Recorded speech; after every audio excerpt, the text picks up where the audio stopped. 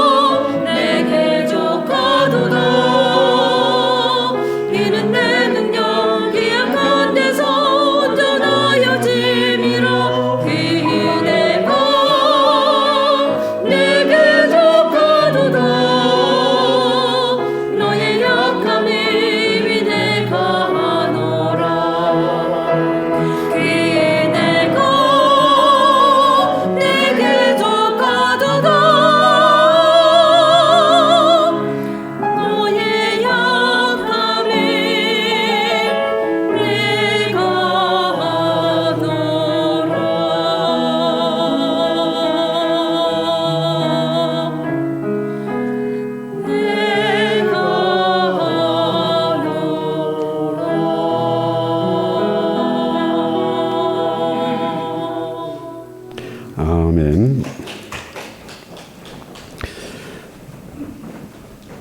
하늘에 계신 우리 아버지, 이 시간도 주의 은혜와 진리가 가득하게 없어서 성령 충만해서 이 귀한 말씀을 깨달아 믿어지게 하시고 주의 임재 가운데 은혜와 진리의 자리로 저희를 인도해 주시기 원합니다.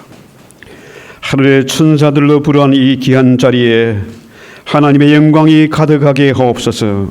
우리 모두가 진실로 예배의 감격에 빠지게 하옵소서. 예수님의 이름으로 기도했습니다. 아멘.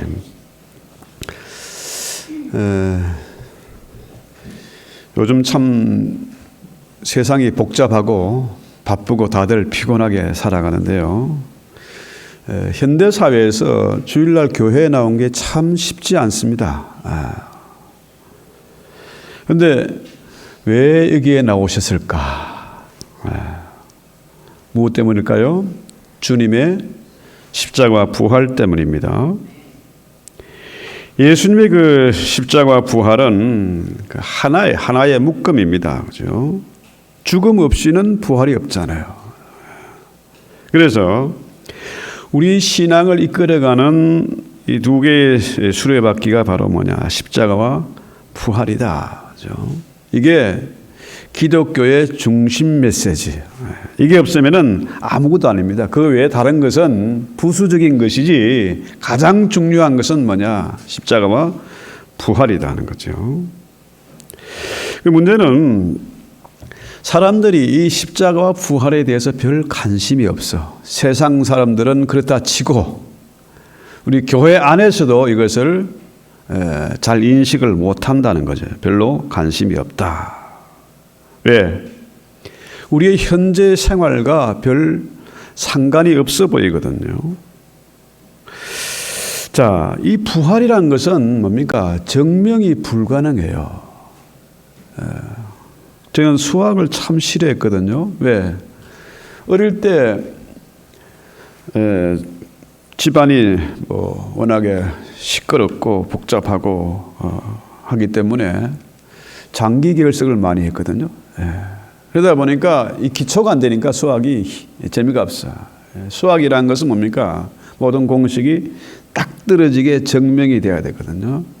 그런데 이 부활은 증명할 수 있는 게 아니다는 거죠.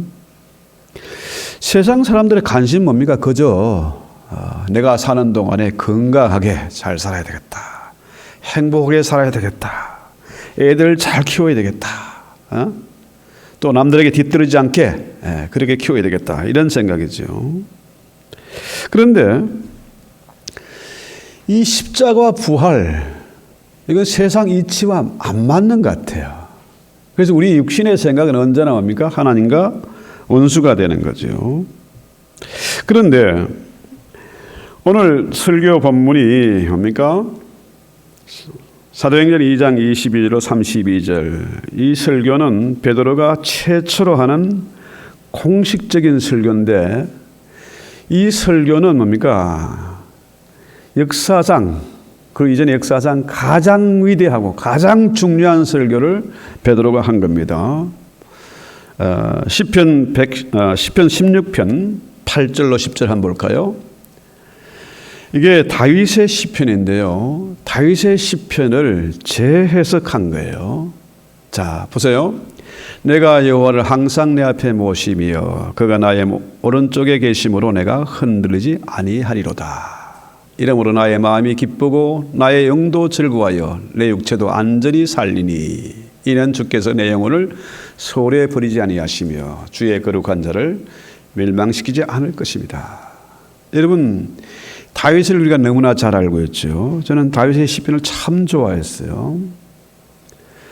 지금도 시편을 한 절반 가까이 그냥 암송할 정도로 아주 시편을 좋아했는데요. 이 베드로의 설교는 다윗의 시편을 재해석한 그런 엄청난 설교예요.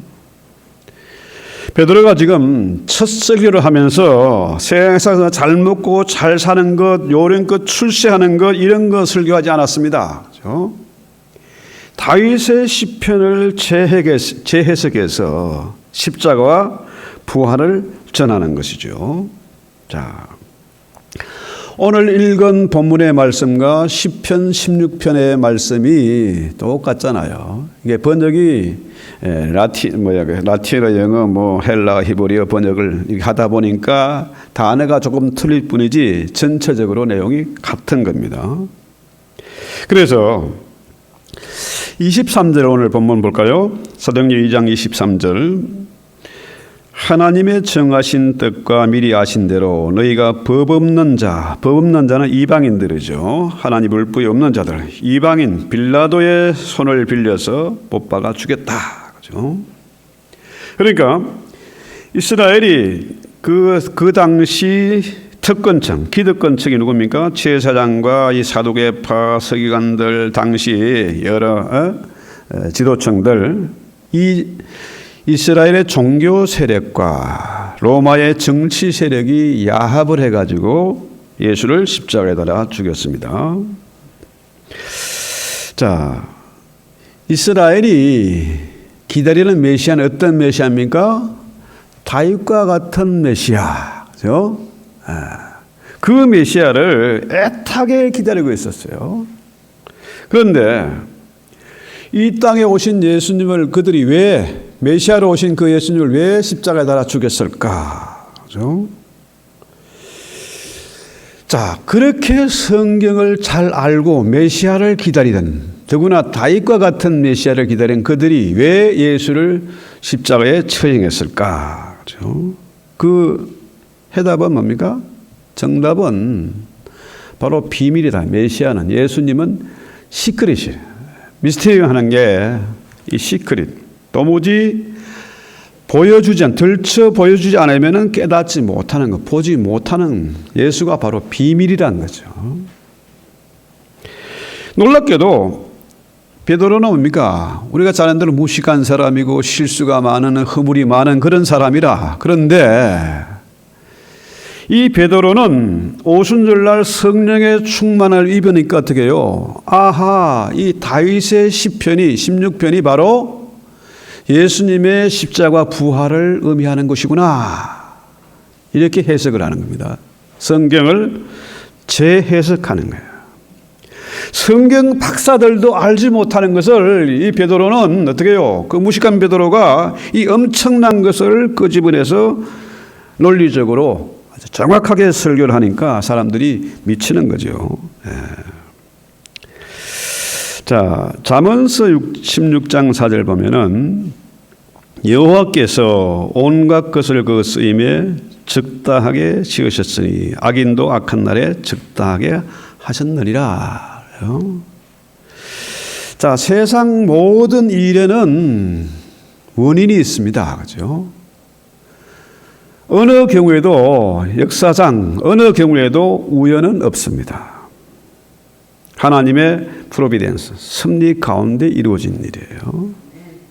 그래서 악인도 악한 날에 적당하게 쓰임을 받는 것이고, 그죠? 또 선한 사람들은 어려운 사람들로 쓰임을 받는 거예요. 하나님이 그렇게 만드신 것입니다.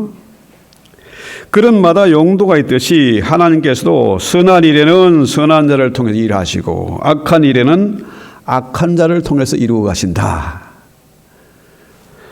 그래서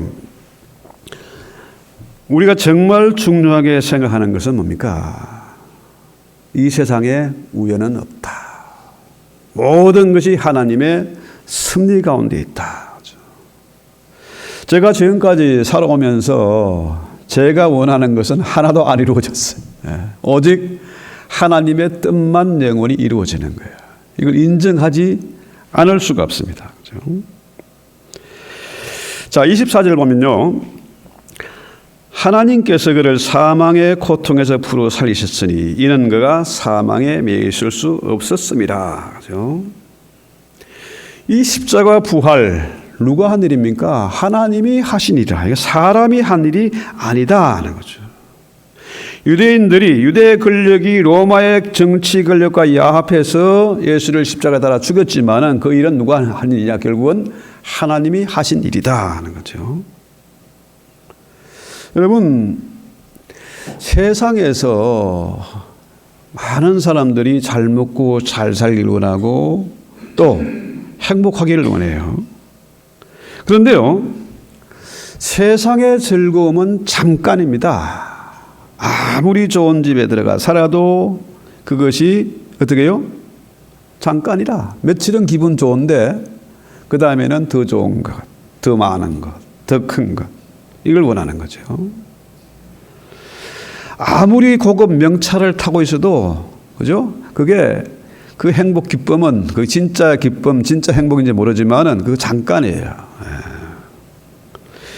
우리 인간이 하나님의 형상으로 지음받은 영적인 존재다는 거죠. 동물에게는, 짐승에게는 영이 없어요.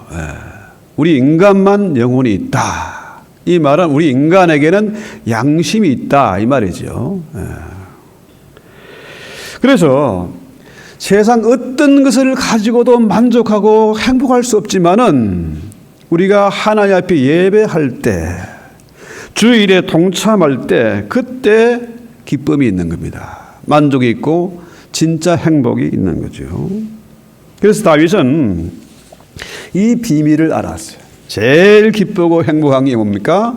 하나님을 예배하고 하나님을 찬양하고 하나님의 성전을 건축하는 이 모든 것, 여기에 그는 전심전력한 사람이에요. 그래서 다윗은 어디에서 무엇하든지 어디를 가든지 심지어 전쟁터에서도 악기를 놓지 않았고 찬양을 쉬지 않았고 기도를 쉬지 않았어요. 자, 다윗이 오늘 본문 25절 볼까요? 25절부터 27절. 다윗이 그를 가리켜 이르되 내가 항상 내 앞에 계신 주를 배웠으며 나로 요동하지 않게 하기 위하여 그가 내 우편에 계시도다.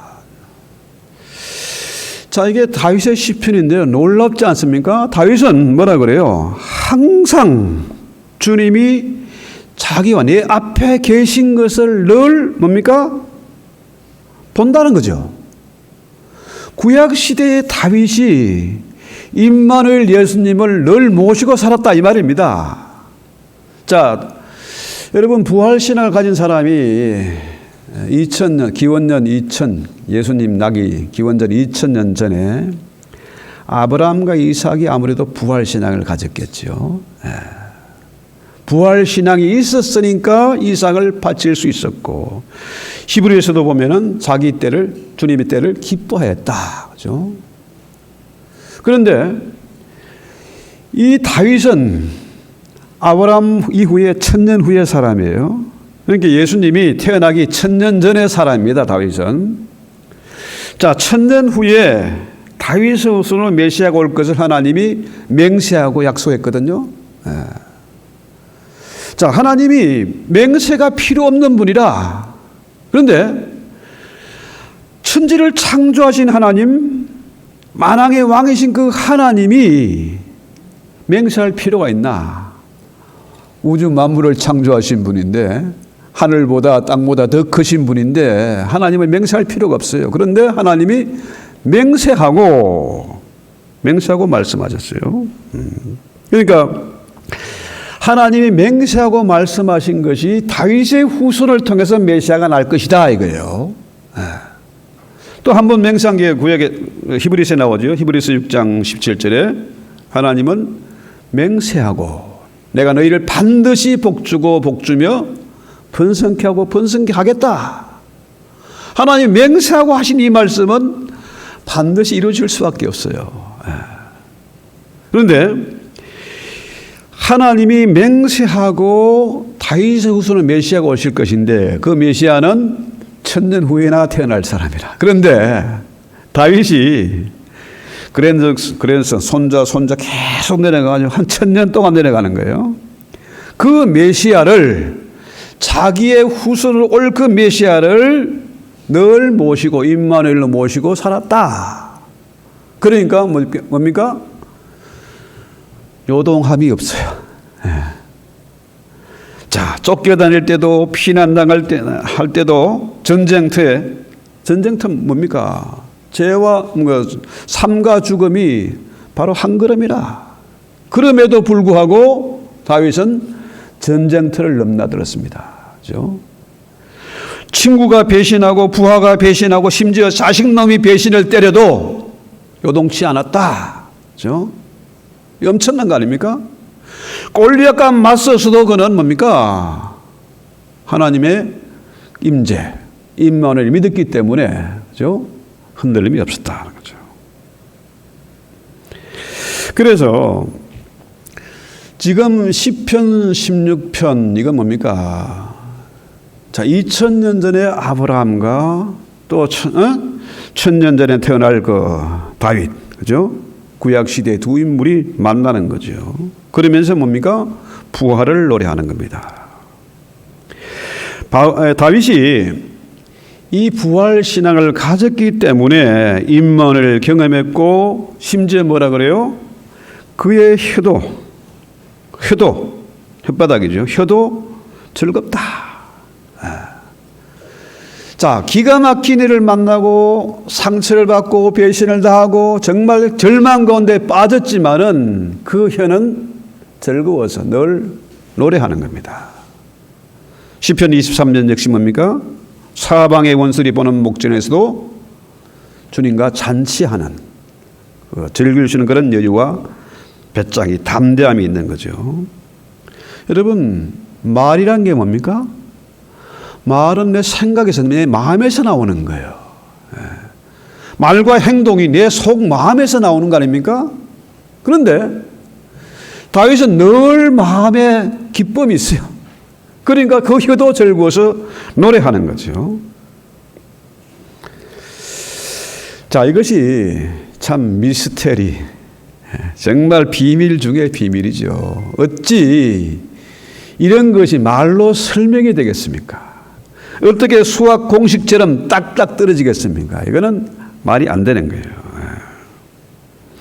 그래서 28절 보면요,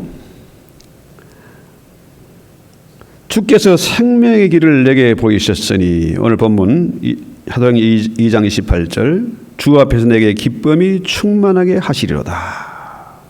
형제가 내가 조상 다윗에 대하여 담대히 말할 수 있으니 다윗이 죽어 장사되어 그 묘가 오늘까지 우리 중에 있도다. 그는 선지자라 하나님이 이미 맹세하사 그 자손 중에서 한 사람을 그 위에 앉기를 하심 알고 미리 본 거로 그리스도의 부활을 말하되 그가 음부의 불입이 되지 않고 그 육신이 썩음을 당하지 아니하리라. 놀랍지 않습니까? 정말 놀라운 말씀이에요. 다윗이 천년 후에 태어날 그 메시아를 바라보고 다윗이 이미 예언을 한 내용입니다. 십자가와 부활을 예언한 내용이라. 그렇죠? 자, 다윗이 자기 얘기를 할 것 같으면은 이게 말이 안 되잖아요. 내가 부활할 것이다. 이건 말이 안 되잖아요. 음부의 불임을 받지 않을 것이다. 이건 말이 안 돼. 다윗은 그 증거가 뭐예요? 다윗의 무덤이 있어요. 다윗이 죽어서 장사진의 무덤이 있고 성지순례 가면 지금도 그 다윗의 무덤이 있다고 그래요. 저도 가서 확인해 봐야 되는데. 이것은 뭡니까? 자기 얘기가 아니고 그리스도의 십자가와 부활을 예언한 내용이다. 왜? 내 무덤은 여기 있거든. 그죠?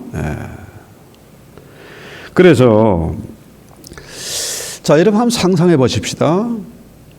구약시대의 다윗은 어째서 천년 후에 태어날 메시아를 미리 바라보고 그의 십자가 부활을 예언할 수가 있었을까요? 이게 말이 안 되지 않습니까? 그러면은 다윗은 어떤 사람이냐? 다윗은 왕이잖아요. 왕이면서 동시에 제사장이라. 그 증거가 뭡니까? 제사장들만 먹는 그 떡을 뭡니까? 성전에 들어가서 그 떡을 자기만 먹은 게 아니고 배고프니까 부하들과 같이 나눠 먹었어. 만약에 다른 사람이 그랬다면 그건 바로 죽음이죠. 끝인데 다윗은 제사장들이 먹는 음식을 먹었다. 그 말은 뭐예요? 다윗이 왕이면서 동시에 제사장이다. 또 이 다윗이 천년 후에 태어날 메시아에 관한 일을 예언했다. 이거 뭡니까? 다윗은 왕이면서 제사장이면서 동시에 선지자였다. 예언가였다. 이 말이죠. 이해가 되십니까? 멍하고 계시니까 제가 재미가 하나도 없네. 자, 여러분, 베드로가, 이 무식한 베드로가 어째서 그 성경 박사들, 그 기독교청 똑똑한 사람들이 보지 못한 이 다윗의 시편을 어째서 재해석할 수가 있었을까요? 역시 뭡니까? 베드로가 예언가였다, 선지자였다 이 말이에요. 자, 그렇다면은 성경에 보면은요, 죽었다가 다시 살아나는 사람들의 얘기가 많이 나오죠. 복음서에도 보면은, 자, 나인성 가부의 아들도 살아났고, 또 나사로도 죽었다 살아났어요. 자, 여러분, 심지어 어떤 사람들은 죽었다가 살아났다고 하는 얘기하는 사람들 많이 있어요. 자, 이 남자가 부인의 장례식을 치르는데 관을 옮기다가 그 문지방에 걸려가지고 관을 떨어뜨렸어요, 인부들이. 그러니까 놀래가지고 이 할머니가 살아났어. 두 번째 이제 장례식을 치르는데 이 남자분이 관을 옮길 때, 얘들아, 문지박 조심해라, 문지박. 이런 얘기는 뭘까요? 실제로 죽은 게 아니고 뭡니까? 죽음을 체험한 거죠. 가짜 죽음을 체험한 그런 경우가 아니겠습니까? 자, 나사로도 죽었다가 살아나는데 나사로가 예수님께 가장 먼저 한 질문이 뭘까요? 뭐 성경은 없지만은, 주님, 내가 또 죽어야 됩니까? 자, 나사로나 나인생 가부의 아들이나 누구 이런 사람들이 죽었다가 살아났지만은 뭡니까? 다시 죽는 거라. 그런데 우리 예수님은 가짜로 죽은 게 아닙니다. 그렇죠? 가짜로 죽은 게 아니라, 사람은 죽었다가 다시 살지 못하는 것이고 다시 살아났다 해도 다시 죽는 거라고는. 그런데 우리 예수님의 십자가와 부활은 뭐예요? 하나님의 창조를 완성하는 겁니다. 그렇죠? 새로운 세상, 전혀 새로운 질서, 새로운 생명, 영생을, 이터널 라이프를 주는 거다. 그렇죠? 영생을 얻는 거다. 그래서 요한복음에 보면요, 자, 어떤 얘기가 나오는가 하면은, 요한복음에 내 떡을 먹는 자는 죽어도 산다. 영생을 얻는다, 영생을. 그래서 성찬식이 정말 중요한 겁니다. 그냥 성찬식을 그냥 형식적으로 하는 것은 의미가 없어요. 성찬 자체가 신비잖아요. 예수의 살과 피를 먹고 마시고 그런 자는 영생을 얻는다는 거예요. 영원한 생명입니다. 사람들이 오래오래 잘 먹고 행복에 잘 살라고, 자손 대대로 번성을 하려고 별짓을 다 하지 않습니까? 그런데 결국은 죽고 말아요. 여러분, 이집트의 피라미드나 중국의 황제들의 무덤 같은 거 보면은요, 지하에다가 그냥 왕국을 만들어 놓고 지하에서 영생을 하려고 별짓을 다 했지 않습니까? 그런데 미라만 남아있잖아. 영생을 못했어. 어마어마한 재물과 노비들하고 군인들을 다 지키게 했지만은 영생을 못한 거라. 지금 그 관광지지 뭐. 못해요. 우리 예수님만 영생을 한 거죠. 영생. 자, 많은 사람들이 지금도 뭡니까? 지금도 영생을 하려고, 그죠? 그 증거가 뭡니까? 재물을 많이 끌어모으는 거. 어떻게든지 애들 공부하기 싫은데도 억지로 시켜가지고, 박사도 만들고, 교수도 만들고, 재벌 만들고 하려고 애를 쓰지 않습니까? 그 엄청난, 한국에는 또 그 뭐 있잖아요. 상속세. 그거 엄청 비싸거든요. 그렇게 해서라도 뭘 하려고 그래. 이게 영생하고 싶은 욕망이거든요. 요즘 슈퍼푸드니 웰빙이니 얼마나 많은 사람이 애를 쓰고 있습니까? 그러나 결국은 죽는 거지. 결국은 다 헛되고 헛된 것 뿐이다는 거예요. 그런데 여러분, 영원한 게 뭘까요? 세상에서 가장 영원한 거, 변하지 않는 거, 그건 뭡니까? 그 세 가지가 있는데, 첫째는 하나님이지. 하나님은 영원한 분이다. 예수님이 영원한 분이죠. 성경 말씀, 주님의 말씀이 영원하지요. 그 진리는 어제나 오늘나 영원토록 동일하다. 동일한 거예요. 영원해요. 그다음에 마지막으로 세 번째가 뭘까요? 세 번째, 요일서 2장 17절 한번 볼까요? 이 세상도 그 정욕도 지나가되 오직 하나님의 뜻을 행하는 자는 영원히 거하느니라. 할렐루야. 이거 엄청난 말이에요. 하나님이 영원하고 주의 말씀, 이 진리의 말씀도 영원한데 우리 또한 뭡니까? 하나님의 뜻을 행하는 자는 영원히 간다. 영생을 한다는 거예요. 자산 안 끌어모아도 힘이 없어도 별 배운 게 많지 않아도 하나님의 뜻대로 사는 자는 영생을 한다. 영생을 얻는다는 거예요.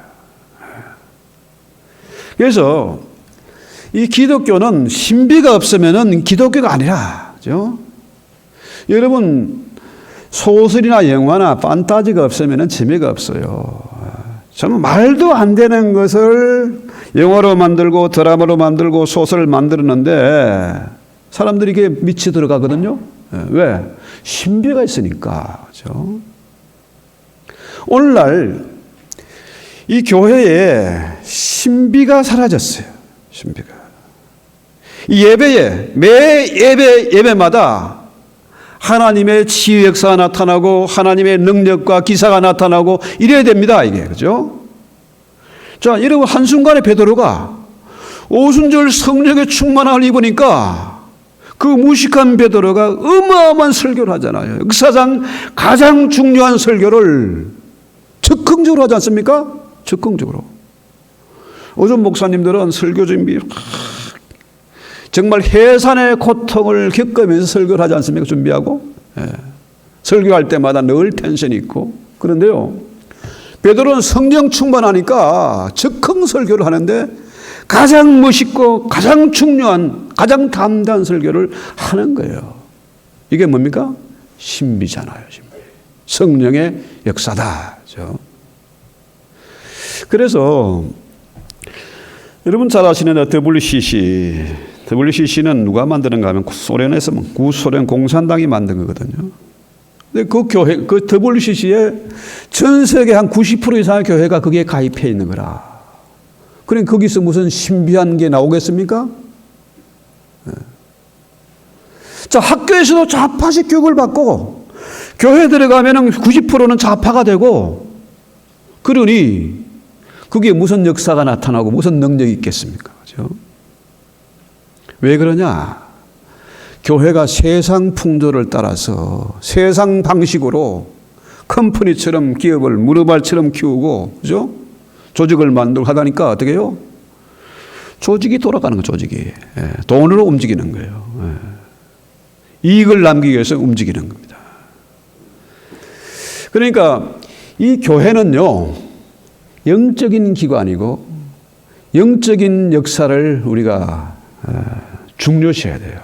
이 성령 충만하지 않으면 이게 나올 수가 없어요. 그래서 제가 이제 우리 액트에 이제 학교를 설립하고 이렇게 우리 교인들이 중요한 중직을 맡은 분들이 다 공부를 하고 계세요. 그런데 앞으로는 금요 예배 이거 없애고 여기 공부하신 분들이 직장이나 학교나 사회나 나가서 어디서든지 삶의 나눔, 제자 훈련을 해서 그분들이 앞으로 교회에 나와서 정말 이 진리에 눈을 뜨고 성령의 역사에 눈을 뜨고 그래 참여해서 그래야 성찬식에도 신비가 있고 예배에도 능력이 나타나고 치유와 회복 역사가 나타나지 않겠습니까? 오늘날 교회는요, 불신자가 들어도 너무 고상하고 유익하고 재미있고, 한 편의 영화를 보는 것 같고 공연을 보는 것 같고, 그죠? 그렇게 되고 말았어요. 그러니까 크고 웅장한 건물을 지어야 되고 어마어마한 오케스트라 만들어야 되고 심지어 뭐 무용하고, 그죠? 이런 일들이 벌어지고 있다. 경품을 걸고 있다. 전도하는 데 경품, 댄스 한 대씩. 자, 이렇게 교회는요, 신비함이 있어야 돼요. 신비함이. 그러니까 내 살을 먹고 내 피를 마시는 자는 영생을 가졌고 마지막 날에 내가 그를 다시 살리겠다. 이것이 바로 성찬식이잖아요. 성찬식. 우리가 그렇게 힘쓰고 애쓰지 않아도 주의 뜻대로 행하는 자는 영생을 얻는다. 영원히 살게 된다는 거죠. 그래서 이 베드로는 정말 무식한 어부였지만은 성령의 눈을 뜨고 영적인 세계의 눈을 뜨고 나니까 이런 어마어마한 능력 있는 설교를 하잖아요. 자, 사도행전에 10편의 설교 나오는데 베드로의 설교, 바울의 설교, 또 스데반 집사의 설교 나오잖아요. 그만큼 베드로의 역할이 엄청났다는 거죠. 자, 문제는 예수님의 부활은 도무지 증명할 수가 없어요. 증명이란 건 뭡니까? 계속해서 똑같은 데이터가 나와야 이게 증명이 되잖아요. 그죠? 과학이나 수학이나 이 증명이 돼요. 그런데 예수님의 부활은 계속되는 게 아니잖아요. 증명할 수가 없어. 이례적인 사건이라 주님만 부활하셨어요. 어떤 사이비 교주도 다 죽었는데 예수님만 부활하셨다. 그렇죠? 그래서 이 초대교회 성도들은요, 주님의 부활을 체험한 사람들이잖아요. 직접 본 사람들 아닙니까? 그죠? 12사도와 500의 형제들이 봤습니다. 주님의 부활을 봤어요. 40일 동안 주님이 부활하셔서 일하신 것을 보았습니다. 그러니까 그 당시 초대교회 성도들은 주님의 부활을 증명하려고 애쓴 게 아니고 설명하지 않고 어떻게 해요? 그 부활을 전하는 증인들이 되었다. 32절 내용이 바로 그 내용이죠. 우리가 이 부활의 증인이다. 그렇죠? 오늘 제목이 바로 그거 아닙니까? 우리가 증인이다. 그렇죠? 자, 그 당시에 부활을 체험한 제자들과 사도들이, 그죠? 부활을 우리에게 전해주었기 때문에 우리가 이 바쁜 세상에 피곤하고 복잡한데 주일날 예배드리러 온 겁니다. 헌금 가지고 와서. 자, 이 예수를 하나님이 살린지라 우리가 이 일의 증인이로다. 그래서 초대교회 성도들은요, 인사가 뭡니까? 이전에 히브리식 인사는 살롬 아닙니까? 밤새 안녕할 수 있가 너무너무 많으니까, 그죠? 쫓겨다니고 피난다니고 배신당하고 하니까 살롬이 인사였어요. 그런데 초대교회 성도들의 인사는 뭡니까? 지난 부활절 He is risen. 주님 다시 사셨다. 주님 부활하셨다. 1년 내내 인사가 바로 이 인사였습니다. 주님 다시 사셨다. 부활하셨다. 그래서 우리 주일의 예배가 뭡니까? 이 부활의 증인이 돼서 한 사람 한 사람에게 이 부활을 전해야 돼. 십자가 부활을 전해야 된다는 거죠. 어제 만난 목사님 한 분이 그런 얘기 하더라고요. 미국에 와서 3번을 개척했는데 아무런 연고지가 없는 데 가서 교회를 개척했대. LA에서 무슨 또 뭐 필라델피아에서 또 어디에서 아무 연고 없는 데 가서 개척하다 보니까 어떻게 해요? 자녀들이, 와이프하고 자녀가 새벽기도, 수요밤기도, 철학기도 꼬박꼬박 나올 수밖에 없잖아. 교인이 아무도 없으니까. 그랬더니 이 아이들이 진실로 부활의 증인이 된 거예요. 그래서 자랑하시다. 여기 이사를 왔는데 아무 대책을 이사 왔는데 아들놈이 아버님 집 우리가 폐해할게요. 사세요. 엄마는 기도만 하고 있었는데 어느 부모가 자식이 부담 주고 싶은 사람이 있겠어요. 찍소리 안 하고 가만히 있었는데 딱 해가지고 이사를 가서 너무너무 해피하다 요즘. 그래서요. 자, 우리가 이 일의 증인이다 이 말할 때요. 그 당시 어느 누구도 부활을 믿지 않았어. 예수를 잡아 죽였어. 자, 유대의 종교 결력과 로마의 정치 결력이 결탁해서 죽였어요. 그런데 이 십자가 부활을 전한다는 건 뭡니까? 말티스. 뭐예요? 순교자. 증인이 된다는 것은 목숨 걸고 하는 겁니다. 생명을 걸고 우리가 이 일에 증인이 됐다. 이 얘기예요. 그러니까 이들은 이전의 삶과 전혀 다른 방식으로 새로운 생명을 얻었기 때문에, 영생을 얻었기 때문에 이들은 어떻게 해요? 담대하게 살아갔다. 그죠? 그래서 이 부활은 죽음에서 생명으로의 변화입니다. 그죠? 생명의 부활. 그죠?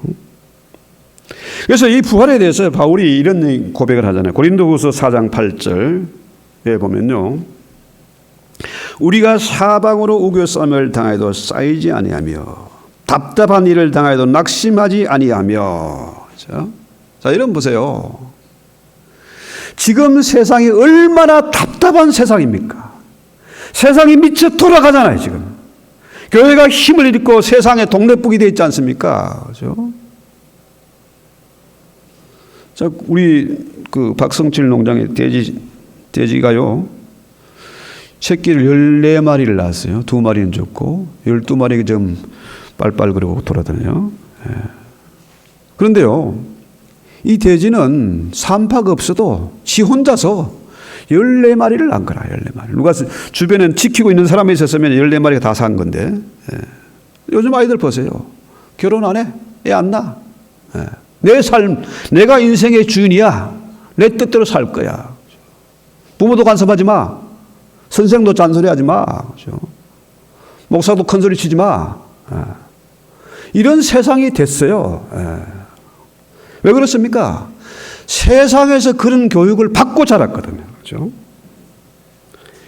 자, 지금 엄청난 팬데믹을 거쳐서 지진이나 기근이나 온갖 어마어마한 일들이 벌어지잖아요.